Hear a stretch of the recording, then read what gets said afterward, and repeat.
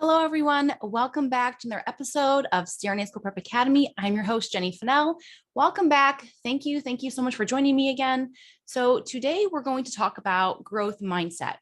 So I presented on this topic at our fall conference recently, and I was extremely impressed by the feedback I got and just how much it resonated with all of our students. And so I thought it'd be a really great way to kind of bring you guys a little taste of it here on the podcast. And just so you guys know, when I set out to teach about growth mindset, I remember thinking, not only do I want to teach about it, but I also want to learn about it myself because, doing all the things, juggling all the things, I myself have had to work on my own mindset. And so I'm just extremely interested in this topic. And it is so crazy to me just how powerful your mind is. And if you're like me, I'm a huge skeptic too. Like I am definitely someone who doesn't believe in, or doesn't say shouldn't believe. I've been skeptic about believing in things like Reiki or different therapy modalities that have to do with kind of like almost like your spirit, like in kind of your feeling and your being. But I have embraced it, and I'm here to tell you that I challenge you to do the same thing. Not only if it's just a spiritual work, it doesn't have to be religious spiritual, just spiritual work on your mind, on your body, being in tune with how you feel. Because being someone who suffers from chronic anxiety, I never really knew how to deal with it. And yes, I've tried drugs and I've never liked drugs to deal with anxiety because it makes me feel icky. I don't feel good when I'm on drugs to deal with my anxiety. So unfortunately, I've chose to try to do it without medication. And because of that, I have suffered some physical consequences. That's high blood pressure, tachycardia. I definitely had issues during my pregnancy, not because I truly had high blood pressure, but because my anxiety would get the best of me. So that being said, I'm excited to bring you guys this topic today. I think it will impact you greatly. And I think it's really important for us all to kind of hone in on our mindset and our beliefs because it really shapes how you feel. And I encourage you to be more in tune with how you feel from day to day and check in on yourself. We're so busy for caring for others. You're a nurse, you're always thinking about what others people need, but have you thought about what you need? And we say it all the time that you have to care for yourself before you care for others, but yet we don't do it.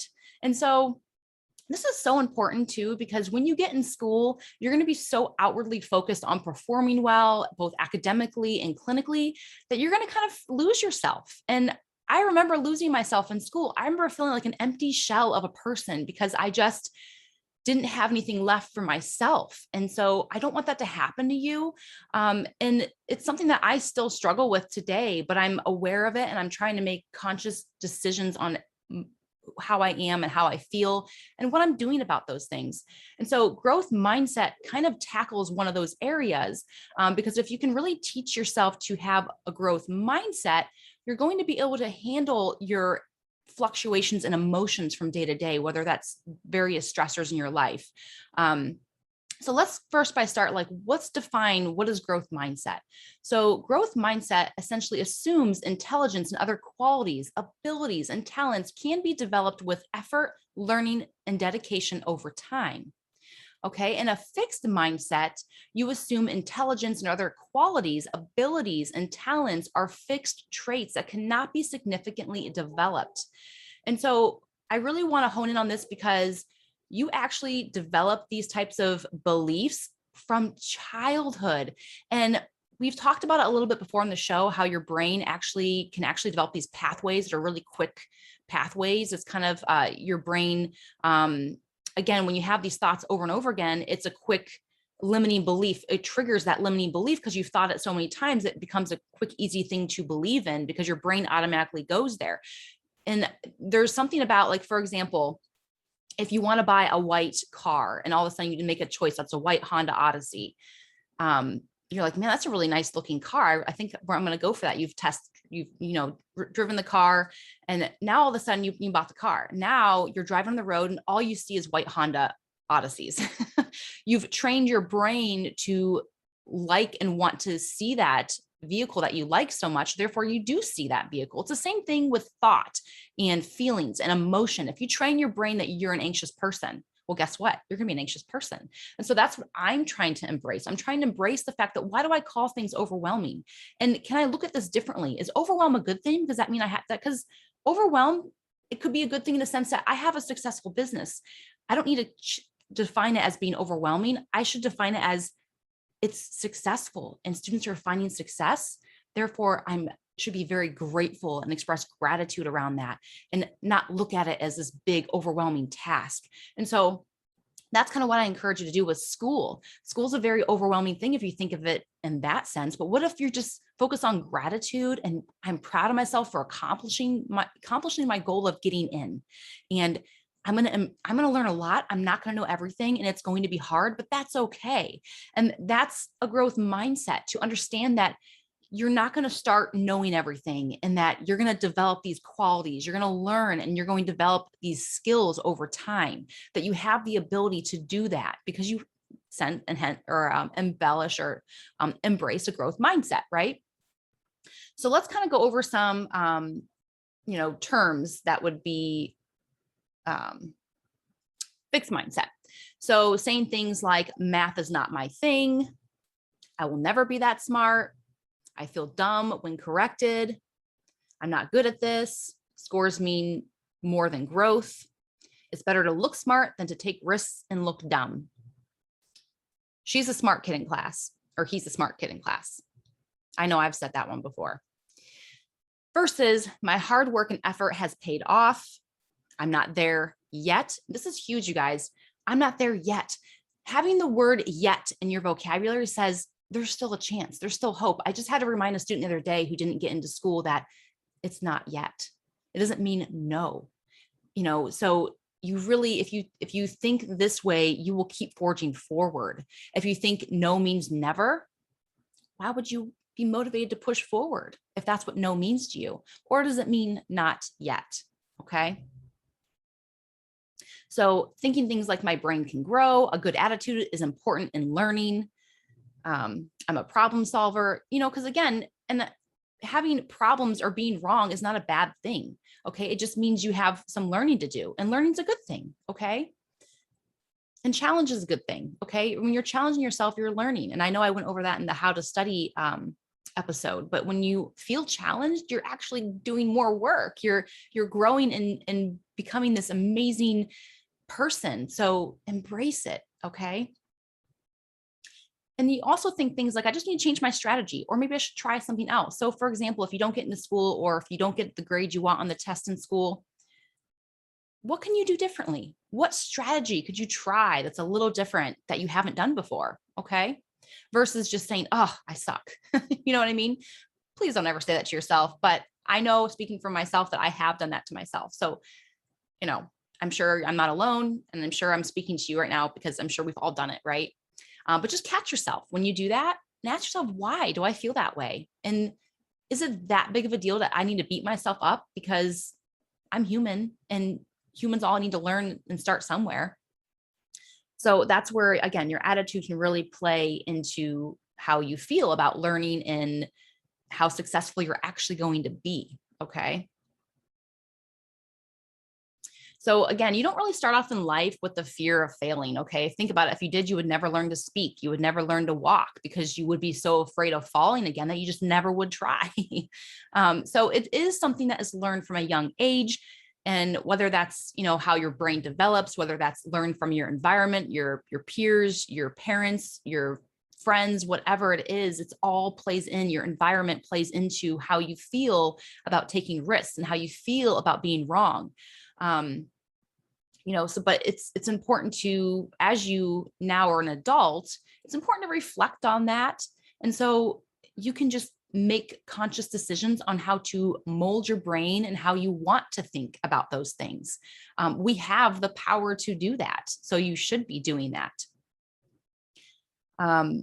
So again, it can become kind of hardwired the more you don't take a step to make a recognition of these habits. Meaning, if you don't take an active step in recognizing when you're having these negative thoughts, it becomes hardwired in your brain. So you're more likely to experience negative things. and it just makes you a miserable person. Okay. And, no one wants to, everyone wants to be happy. And so train your brain to feel happy. Okay. It is possible. And you might think, Jenny, you're crazy. No, I promise. And it's baby steps, you guys. It doesn't happen overnight.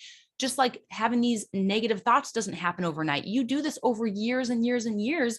And so why can't you spend years and years and years training your brain to think positively? You can. The answer is you can. You just have to try. You have to put in the effort to do it. So I also want to point out, the term "I'm not smart enough," because this is something that I hear all the time for people who are pursuing CRNA, myself included, thought I was not smart enough. Now, luckily, it didn't stop me from trying.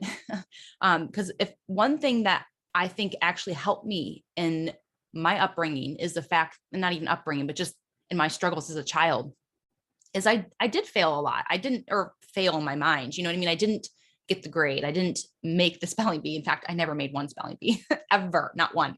That's how bad of a speller I am. Yeah. And so in my mind, I'm like, all right, Jenny, but did it stop me from trying? No, it didn't, because I guess I kind of was like, I still have to try. Like and so, yeah, I doubted myself, and you might doubt yourself too, but just embrace the challenge, and don't think that you're not capable. Is it going to happen on your first try? I don't know. You don't know. You're not guaranteed anything, right? But if you don't try, you're never going to know. And it could take you 3, 4, 5, 6, 7, 8, 9, 10, 12 times. If you guys haven't listened to the episode that I did with a student who had 12 rejections before he got his acceptance, you should.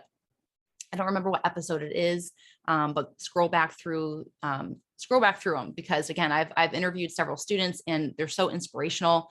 Yeah, it's just the not yet. It's back to the not yet. All right. So again, if you think about words as being reinforced, it really probably starts from your foundations as a child. And again, it's not like any parent, I'm a parent. Okay. It's not like any parent wants to make their kid this way. Right. But I'm telling you, it doesn't happen intentionally. It's because they themselves also struggle with it. Like me, I'm telling you, I struggle with it. So have I brushed it off onto my children? Yeah, I have. Not intentionally, but now I'm like, when I'm thinking about it and becoming more aware of it, I'm like, ooh, like I praise my children for being smart. Ooh, bad. I shouldn't be doing that. But I do, because again, it was something that was done to me, not because my parents wanted to make me a fixed mindset. They had no idea. They don't, again, this is why the power of knowing is so powerful, because now you can make changes and you can catch yourself when you're doing it. For example, our son just drew a really amazing picture. He's 5 and he's very good at just drawing for his age. And I almost want to say, wow, you're so talented. I caught myself almost saying it and said, you must have worked really hard at that. I'm really proud of you. Good job. High five. But if it wasn't for me being aware of not praising him for being talented, I could trigger that fixed mindset in his mind saying, I'm only going to be praised when I have talent. And therefore he's going to be afraid of not having talent, of not drawing the best. You know what I mean? So, but it's these little things, you guys, that again, were done to you as a child that was meant for good. It wasn't meant to be, meant to screw you up. Okay. No one does that and praises you for because I mean, again, as a parent, you see your children as these beautiful things that just could do no wrong, although they do a lot of wrong, but you love them regardless, right? Unconditionally. Whether they put glue on the carpet or whatever they do, they're still going to be your child. And to you, they're beautiful, they're smart, they're intelligent, they're talented. And so you do value these types of traits because you will always see that in your children and you want to praise them for that. But in the same token, you're actually should be praising their effort, and you should be praising their drive, their discipline, and their motivation to be better. Right. And so, and you do think those things, but it's just not kind of in your subconscious to praise those things, even though that's what it should be, because it makes them actually work harder and have the growth mindset versus the fixed mindset and just wanting to be the smart kid. Right. Trust me, smart kids get messed up because of this. 4.0 students get complexes because they're 4.0 students. And then if they ever score poorly, oh my gosh, their identity is just shaken, right?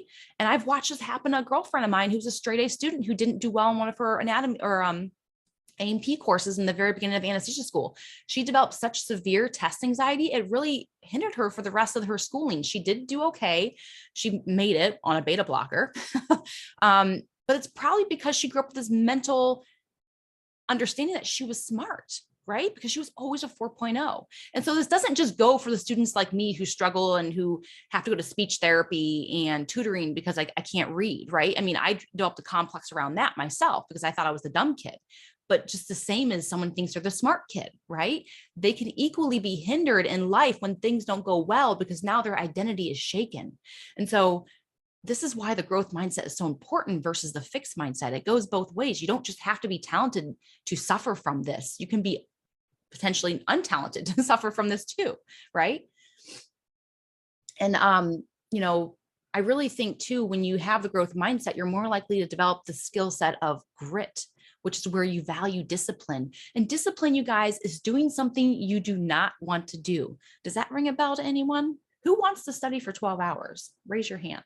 I don't think anyone wants to study for 10, 12 hours. And I would never recommend studying for 10 to 12 hours straight ever. Okay. So don't misread between the lines, but have I spent 10 hours and 12 hours studying a day? I have, with many breaks. That was probably for board preparation. That's probably as crazy as I ever got, was when I was studying for boards. But that being said, grit is an important part of your mindset, okay? Because you value the discipline and you value the hard work, okay, that takes to make an achievement. You don't, and some people ask too, like in interviews, is it about the journey or the outcome? I've heard that asked. And when I first heard that question, I was like, initially I would say, initially what came to mind was like, well, I guess maybe the outcome because you want to achieve something, but it's really about the journey. Okay. Because the journey is where the growth happens. The journey is where you become who you are. And will school change you? Yes, it will. Does it have to cause PTSD? No, it doesn't. Does it have to be easy to not cause PTSD? No, it can be hard and still not cause PTSD. I've heard so many students say, I'll never be the same. School wrecked me. It made me just like this shell of a person. Oh, don't let that happen to you. It doesn't have to happen to you. Don't let that creep in your mind. Please promise me right now, say, heck no, Jenny, that's not going to happen to me. School's going to be hard, but it's going to be fun. It's going to challenge me in ways I never thought possible. And man, sometimes I'm just going to want to cry, and that's okay to let out those emotions and cry. But then I'm going to say to myself, be proud of where you are. You have accepted a hard challenge and you're doing great. Yeah, every day might not feel like you're a rock star, but it's not meant to feel that way. You are meant to miss your intubations. You are meant to miss your A lines. You are meant to not get straight A's on your test. Embrace it. It's okay, because there's always the next time. And tell you what, right now, as a CRNA who's been practicing for 7 years, do I miss A lines? Yes. If I were to go back to grad school, would I always get straight A's? No. Like, it doesn't matter how long you've done something or how much experience you have, you will always not hit those benchmarks in your mind. And if that tore you down every time, do you think you'd want to try again? No, you wouldn't. You would be so fearful of it. And so I'm telling you not to see it as a fearful thing, to not get an A line, to not get an IV, to not get your airway, to not get a straight A on that test. Don't see it as a failure. See it as, I need to reevaluate my strategy. And maybe I'll watch someone do it their way and I'll ask them questions on how they did it that way. And I'll learn from that. And then I'll try again. And if I don't get it, I'll repeat the process. What's a different strategy I can try? Cool. Like, and just don't see it as a negative thing, you guys. Same with the test. Okay, well, I didn't get the grade I want.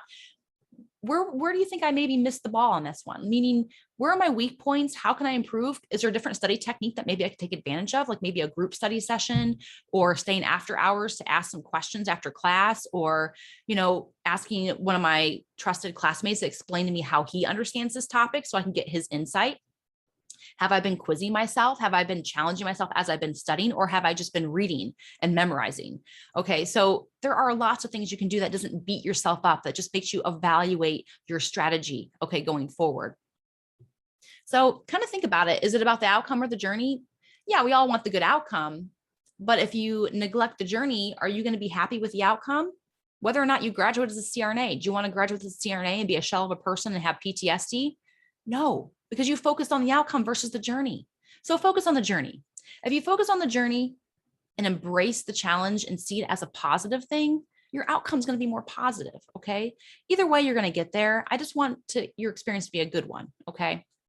And, did I think school was easy? No. But it didn't leave me a shell of a person. And maybe I was a wreck in school. I look back to, and I could have done a lot of things better. But one thing I honed in on a lot, you guys, that actually really helped me, and I think I shared this with you on some other episode, is I reminded myself how grateful I was to be in school. That gratitude can keep you in check, okay? Because the gratitude is one of the most powerful emotions you can experience as a human. Your gratitude, you're grateful for breath in your lungs. You're grateful for heat. You're grateful that you have dinner on there are so many simple things, you guys, that we should be grateful for. I challenge you, when you're in the thick of it in school and you're like, what did I do to myself? Or whatever you may think, I challenge you to remind yourself why you're doing it, why you're grateful. Okay. So one thing I want to touch on too is handling mistakes. So let me ask you, do you think you need validation every time you make an accomplishment? Yes or no? Meaning, if you got that 16 gauge IV on your first attempt, or 14 gauge IV, whatever IV, and you're like, wow, I've never done that before, but I did it. Do you feel proud of yourself for doing it? Or do you need someone to say, hey, nice job, high five? Because why not give yourself a high five, right? Do you always need that validation piece to make you feel accomplished? I challenge you to not need that. So look at yourself, go to the bathroom in the middle of your cases and give yourself a high five. I'm not kidding. Give yourself a high five. And I'll kind of go into some resources for you at the end of the podcast, what you can use to kind of help your mindset. And one of these physical things you can do is give yourself a high five. Okay. So high five. If you're watching me on YouTube, I just gave you a high five. So if you're in the podcast, I don't know what you're doing. As long as it's not unsafe, give yourself a high five. Just put your hand in the air and slam it forward. Don't even have to say anything. Just do it. Just do the physical act.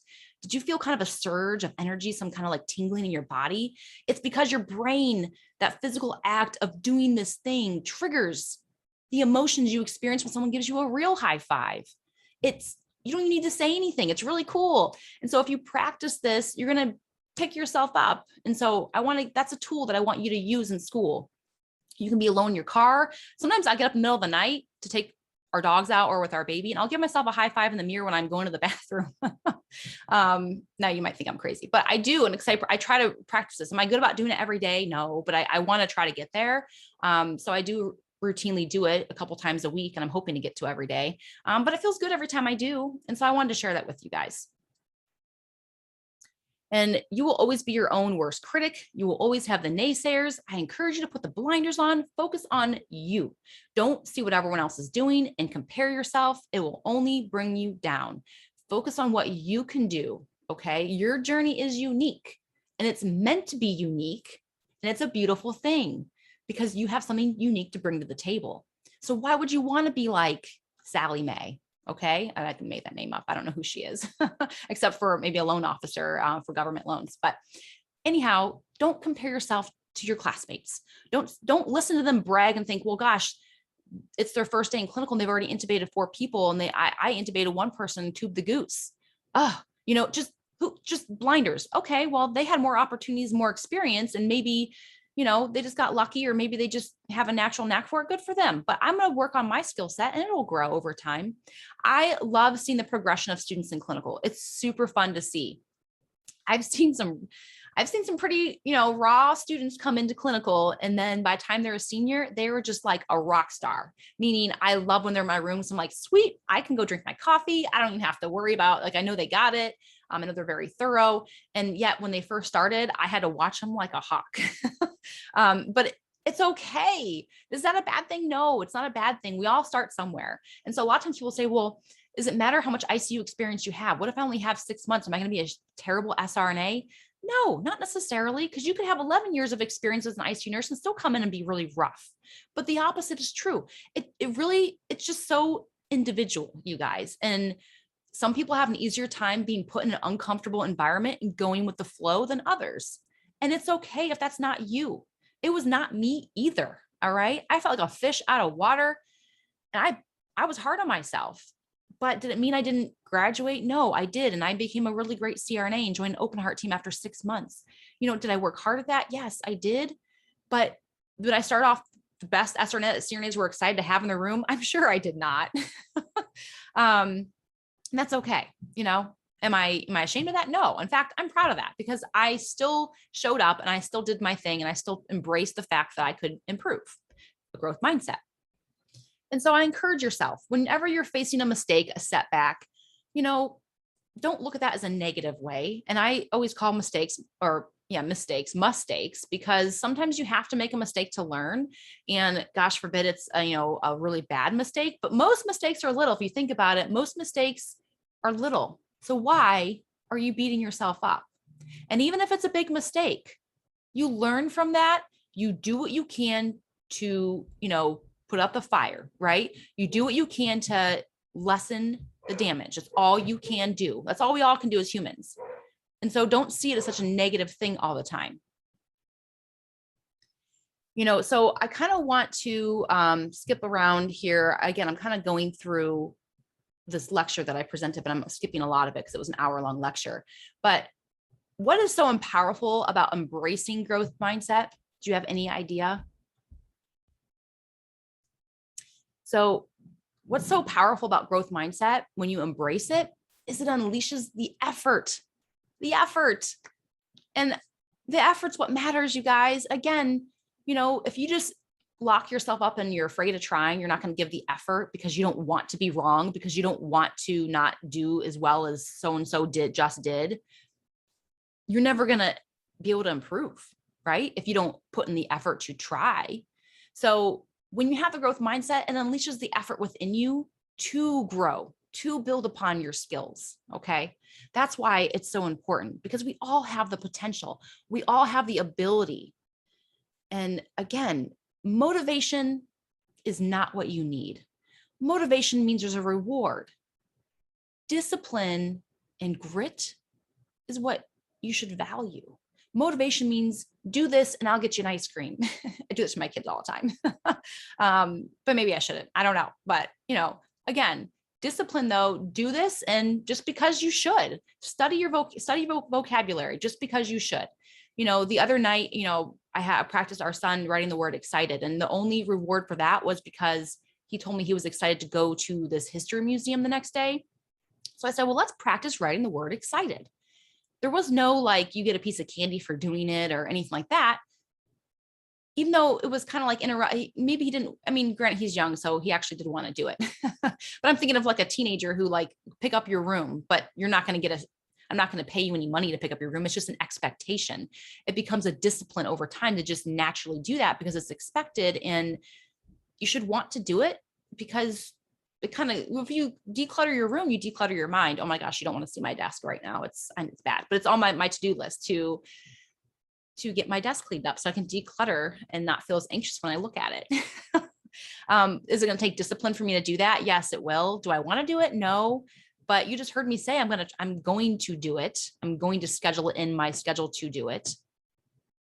So overall, you guys, I just want to stress the fact it's an importance with how you see the challenge ahead. Do you see it as this impossible mountain to climb that's going to leave you with, scars, or do you see it as an accomplishment, as something that you're going to be proud of yourself for, something that you don't need someone to say, hey, good job, but you're just going to be proud of yourself. And also knowing that it's going to be hard and that's okay. That's what it's all about. This is about starting with recognition of catching yourself when you're having those negative thoughts. I'm not smart enough. I'm not good enough. Whatever you're telling yourself, you need to stop, and you need to recognize when you're doing that and focus on being grateful and gratitude of where you are. And also kind of going back to your why. Why are you doing this? Feel that passion again. Okay. And remind yourself that it's an honor to be doing what you're doing. And it's okay for it to be hard. And it's okay to not feel like you're the best. You don't have to be the best. There are so many people in this world, you guys, and most people who are successful have failed over and over and again, right? So what if they had never tried again? We would never have some really amazing inventions, right? So good thing they did try again. Otherwise, we wouldn't have electricity. So keep that in mind when you're starting to beat yourself up about not doing something the way that you hoped it would turn out, and embrace the not yet. So next time you get the result you don't want, just tell yourself it's not yet. It didn't happen yet, but doesn't mean never. Okay. And so I want you to have the ability to know that you're capable of growth, meaning tell yourself that you can learn these things, that you can get that grade you want. It's just going to take a different strategy. All right. And it's okay if it doesn't happen immediately. That's another thing too, is I think we're so caught up with immediate gratification that it's hard for us to be patient and wait for good things to happen. Right. I know I'm guilty of that. So I encourage you to know that sometimes when you're doing the most growth, you don't even know what's happening. You don't even know, because it can feel really icky. It can feel really icky when you're not doing something the way you hoped it would turn out.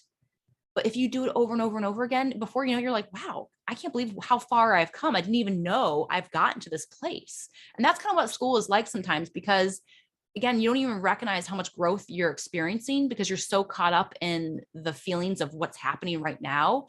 But when you keep putting your best foot forward and keep doing it over and over again, you grow so much. And it's such a beautiful thing. So I hope to leave you guys with that. And you guys, you all can do it. I believe in you. Believe in yourself. It doesn't matter how much I say you can do it. If you don't truly believe you can do it, you're not going to do it. So you have to own this belief. You have to own your mind. You have to own your effort. All right. So unleash the effort within you. I know you have it. We all do. That's a beautiful thing about being a human. We all have that effort piece within our soul. Okay. So cheers to you. And I hope you guys enjoyed this episode. We'll see you next week. Bye-bye.